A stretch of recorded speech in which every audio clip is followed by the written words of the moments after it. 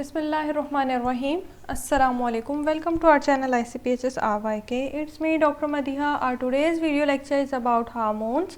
तो हार्मोन पे इससे पहले हम 8 लेक्चर डिस्कस कर चुके हैं. आज हमारा 9th लेक्चर है and today's lecture is about insulin hormone. तो ये इंसुलिन हार्मोन पे जो 9th लेक्चर है उसका ये पार्ट 1 की वीडियो है. आज के लेक्चर में हम डिस्कस करेंगे हमारे कंटेंट्स हैं today's lecture. Introduction of insulin. सबसे पहले हम इंसुलिन को इंट्रोड्यूस करवाएंगे कि इंसुलिन कैसा हार्मोन है. Then we will discuss about its chemical nature. Insulin की केमिकल नेचर कैसी होती है, फिर हाफ लाइफ इंसुलिन की कितनी होगी. Then release regulation of insulin के इंसुलिन कैसे स्टिमुलस पे रिलीज़ होता है हमारी बॉडी से. और फाइनली जब इंसुलिन रिलीज़ हो जाएगा तो वो हमारी बॉडी पे कौन कौन से फंक्शंस परफॉर्म करेगा. स्टार्ट करते हैं इंट्रोडक्शन से इंसुलिन का. तो इंसुलिन का इंट्रोडक्शन है. Insulin is a small protein which acts to lower the blood glucose level. सबसे पहला पॉइंट, इंसुलिन केमिकल नेचर में कैसी होती है. तो ये स्मॉल प्रोटीन है. हमने अगर आपको याद हो तो इसको क्लासीफाई किया था पेप्टाइड क्लास में, जो कि फर्स्ट क्लास थी. तो इंसुलिन हार्मोन पेप्टाइड क्लास में क्लासीफाई करने के बाद हम इसको कहते हैं कि ये स्मॉल प्रोटीन है. और इसका फंक्शन क्या है, तो इसका मेन फंक्शन है कि ये ऐड करती है to lowers the blood glucose level. मतलब ये कि बॉडी में ये तब रिलीज़ होगी जब ब्लड ग्लूकोज लेवल ज़्यादा हो जाएगा. This hormone is secreted by beta cell of the islet of Langerhans. और ये हार्मोन रिलीज़ कहाँ से होता है, तो ये हार्मोन बीटा सेल से रिलीज़ होता है. और ये बीटा सेल्स कहाँ होते हैं, ये बीटा सेल्स आइसलेट ऑफ लैगरहिंस में होते हैं. और आइसलेट ऑफ लैगरहिंस पैनक्रियाज के हैं. तो आइसलेट ऑफ लैगरहिंस बेसिकली इसके 3 टाइप ऑफ सेल्स होते हैं जो कि अपने अपने स्पेसिफिक हार्मोन रिलीज़ करेंगे. आइसलेट ऑफ लैगरहिंस पैनक्रियाज में होगा. ये सेट ऑफ सेल्स हैं. इसमें 3 टाइप सेल्स हैं जो कि first one is alpha cell, second beta cell, third one is delta cell. तो हर सेल अपना स्पेसिफिक हार्मोन रिलीज़ करेगा जिस हार्मोन का अपना फंक्शन होगा. तो ये बात हम स्टार्ट में जब हम इंट्रोडक्शन कर रहे थे हार्मोन्स का तब हमने बहुत दफ़ा डिस्कस की कि ज़रूरी नहीं किसी ग्लैंड से जो हार्मोन रिलीज़ हों वो सारे हार्मोन सेम इन फंक्शन हो या वो सारे हार्मोन सेम केमिकल नेचर के हों. जैसे अभी एक उसी बात की एक मिसाल आपके सामने है कि अल्फ़ा सेल से रिलीज़ होते हैं ग्लूकागॉन, बीटा सेल से रिलीज़ होते हैं इंसुलिन.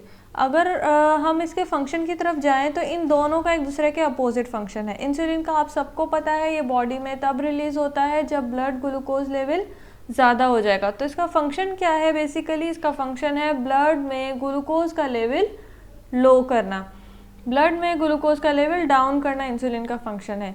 तो ग्लूकागॉन का जब मैं कह रही हूँ आपको कि इसका अपोजिट फंक्शन होगा तो ये इसका मतलब ये है कि ग्लूकागॉन तब रिलीज़ होगा बॉडी में जबकि ब्लड में ग्लूकोज का लेवल ऑलरेडी लो है. और ये क्या करेगा, इसका फंक्शन क्या है, ये कैसा रोल परफॉर्म करेगा, तो ये ब्लड में ग्लूकोज का लेवल इंक्रीज़ करवाएगा. Third one is delta cell. तो डेल्टा सेल रिलीज़ करवाते हैं सोमेटोस्टैटिन. तो सोमेटोस्टैटिन का अपना फंक्शन है. नेक्स्ट हमारी स्लाइड है केमिकल नेचर पे. केमिकल नेचर कैसी होती है इंसुलिन की, तो insulin is a small soluble protein.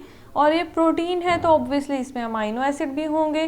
तो इंसुलिन ऐसा प्रोटीन है जो कि 51 अमाइनो एसिड कंटेन करता है. इंसुलिन में कितने अमाइनो एसिड होते हैं, 51 अमाइनो एसिड्स होते हैं. तो insulin is a type of insulin is a type of protein containing 2 chains. Insulin में 2 चेन होती हैं. कौन कौन सी, इसको हम नेम देंगे as chain A and as chain B.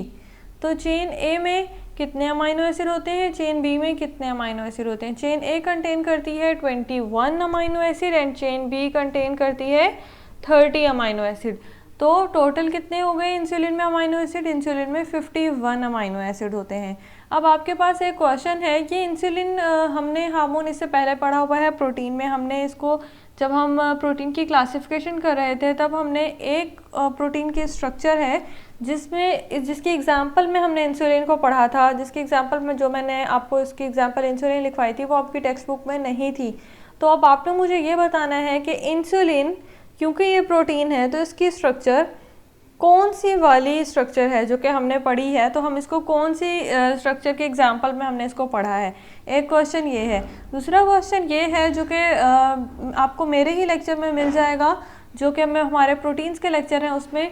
तो दूसरा क्वेश्चन ये है कि ये दोनों चेन जो कि सेपरेट हैं, chain A and chain B, तो इसमें 21 अमाइनो एसिड और 30 अमाइनो एसिड, ये ऐसा कौन सा बॉन्ड होता है इन दोनों चेन्स के बीच में जिसकी वजह से ये दोनों चेन एक दूसरे से लिंक्ड होती हैं, एक दूसरे से जुड़ी हुई होती हैं। तो वो कौन सा बॉन्ड है या वो कौन सी लिंकेज है जो कि इन दोनों चेन्स को एक दूसरे से जोड़ती है। दो क्वेश्चन है, रिपीट करती हूँ। फर्स्ट क्वेश्चन ये है इस स्लाइड में से कि इंसुलिन क्योंकि ये प्रोटीन है तो इसकी स्ट्रक्चर कैसी होती है। दूसरा क्वेश्चन ये है कि इन दोनों चेन्स के जो अमाइनो एसिड हैं वो कौन सी लिंकेज से एक दूसरे से जुड़े हुए होते हैं। Next slide. तो ये एक सुपरफिशियली आपको इंट्रोडक्शन दिया जा रहा है कि किस तरह से ये रिलीज़ हो रहा है इंसुलिन हार्मोन। तो ये ह्यूमन पैनक्रियाज है, ये यहाँ से ह्यूमन पैनक्रियाज से ये जो फोकस्ड में जूम में आपको एक ये सर्कल नज़र आ रहा है, ये किसका है, ये है आइसलेट ऑफ लैगरहिंस। तो आइसलेट ऑफ लैगरहिंस वो सेट ऑफ सेल्स होते हैं जो कि पैनक्रियाज में मौजूद होते हैं। इसमें से अगर हम देखें, ये जिसको पॉइंट आउट किया गया है ये एक सेल है, ये कौन सा सेल है, तो ये बीटा सेल है। बीटा सेल के अंदर यहाँ पे वेजिकल्स की फॉर्म में इंसुलिन जो है वो ऑलरेडी स्टोर है, और यहाँ से वेजिकल से इंसुलिन जो है वो यहाँ से मूव करके जाएगा ब्लड वेसल्स में, और ये तब मूव करेगा जबकि ब्लड में ग्लूकोज का लेवल ज़्यादा होगा। तो ये यहाँ से सेल के अंदर से मूव करके ब्लड वेसल्स में जाएगा ताकि ब्लड में से ग्लूकोज का लेवल डाउन किया जा सके। जैसे ये आप देख सकते हो, ये ग्लूकोज है, तो ये इसके इंसुलिन के साथ मिलके, तो ये है मसल फाइबर, ये यहाँ से ब्लड में से ग्लूकोज का लेवल डाउन करने के लिए इसको यहाँ से मूव करवाएगी और मसल्स में लेके जाएगी। तो हाफ लाइफ है इंसुलिन की 4 to 6 मिनट्स। इंसुलिन जो बॉडी में रिलीज़ होंगे तो वो 4 to 6 मिनट, 4 से 6 मिनट में वो जो अपनी उसकी जो हाफ ऑफ द अमाउंट है, रिलीज्ड अमाउंट के जो आधी जो मिकदार है वो अपना जो असर है वो जिस्म में दिखा देगी और अपनी जो फार्माकोलॉजिकल एक्टिविटी है वो शो कर देगी। ओके, इस स्लाइड में हम देखते हैं। तो ये स्टिमुलस है, फर्स्ट स्टिमुलस। अब ये हम ये पढ़ रहे हैं कि किस तरह से अपना इंसुलिन जो है वो कैसे रिलीज़ होती है और कैसे अपना फंक्शन शो कर दिया। ये है फर्स्ट स्टिमुलस कि कुछ भी मीठा खाया, डाइटरी इनटेक में कुछ भी मीठा लिया, उसकी वजह से क्या हुआ, ब्लड ग्लूकोज लेवल बढ़ गया। अब ब्लड में ग्लूकोज का लेवल बढ़ गया तो फिर क्या होगा, फिर पैनक्रियाज में से बीटा सेल रिलीज़ करवाएंगे इंसुलिन को। पैनक्रियाज के बीटा सेल इंसुलिन रिलीज़ करवाएंगे। ये इंसुलिन रिलीज़ होके चली गई ब्लड में। अब वहाँ पे क्या करेगी, अब इसने क्या करना है, अब इसने लिवर में ग्लूकोज की एंट्री ज़्यादा करवा देनी है। ये आप देख सकते हो, यहाँ पे ये लिवर है, ये सेल्स हैं। अब ये इसके क्या फंक्शन होगा कि body sale tax up glucose. अब क्या होगा, इंसुलिन की वजह से बॉडी के जो सेल्स हैं उसके अंदर जो है ग्लूकोज मूव करेगा। और दूसरा फंक्शन क्या है कि लिवर ग्लूकोज जो होगा वो ब्लड से सर्कुलेटरी सिस्टम से लिवर के अंदर मूव करेगा और and stores it as glycogen, और वहाँ पे जाके यही ग्लूकोज जो है ये स्टोर होगा एज ग्लाइकोजन की फॉर्म में ये स्टोर होगा। तो ये हम इसका जो डिटेल्ड मैकेनिज्म है, इसका तरीका कार है, ये कैसे हो रहा है सब कुछ, ये हम फंक्शन में करेंगे। फर्स्ट फंक्शन जो है कि है कार्बोहाइड्रेट के मेटाबॉलिज्म पे इसका क्या इफेक्ट होता है, वहाँ पे हम इसको डिस्कस करेंगे। तो आप सबको पता है, हम कार्बोहाइड्रेट का चैप्टर पढ़ चुके हैं, ग्लूकोज मोनोसेकेराइड है, और ग्लाइकोजन भी हम पढ़ चुके हैं, ग्लाइकोजन पॉलीसेकेराइड है, और पॉलीसेकेराइड में से भी ग्लाइकोजन होमोपॉलीसेकेराइड है, जिसके जो सब यूनिट्स होते हैं या जिसके मोनोमर्स हैं तो वो ग्लूकोज हैं। तो ग्लूकोज मिलके ही ग्लाइकोजन बनाएगा। तो जब ज़्यादा ग्लूकोज चला जाएगा सेल के अंदर, फिर वो सेल के अंदर जाके किस फॉर्म में स्टोर होगा, ग्लाइकोजन की फॉर्म में। और हमने कार्बोहाइड्रेट के चैप्टर में से पढ़ा था कि ग्लाइकोजन की जो हमारी बॉडी में सबसे ज़्यादा अमाउंट है जो स्टोर होती है वो मसल्स और लिवर में होगी स्टोर। फिर क्या होगा, इसकी वजह से, क्योंकि ये इंसुलिन की वजह से क्या हुआ, ब्लड में ग्लूकोज का लेवल लो हो गया और वो सारी ग्लूकोज है सेल के अंदर और लीवर के अंदर मूव करे, सारी नहीं, जो एक्सेस अमाउंट है तो वो सेल के अंदर और लीवर के अंदर मूव करेगी। तो उसकी वजह से अल्टीमेटली क्या होगा, ब्लड ग्लूकोज लेवल डाउन हो जाएगा और बॉडी जो है वो होम्योस्टेसिस पे चली जाएगी। फिर दूसरी कंडीशन, दूसरा स्टिमुलस क्या है, अगर ब्लड में ग्लूकोज का लेवल डाउन हो जाए, कम हो जाए, नॉर्मल लेवल से कम हो जाए ब्लड में ग्लूकोज का लेवल, जैसे कि डाइटरी इनटेक नहीं किया या फास्टिंग कंडीशन है, स्टारवेशन कंडीशन है, तो डाइटरी इनटेक नहीं हुआ, कुछ भी नहीं खाया ऐसा, तो क्या होगा, ग्लूकोज लेवल डाउन हो जाएगा। अब क्या होगा, अब पैनक्रियाज रिलीज करवाएगा, पैनक्रियाज के अल्फा सेल रिलीज करवाएंगे कौन सा हार्मोन, ग्लूकागोन।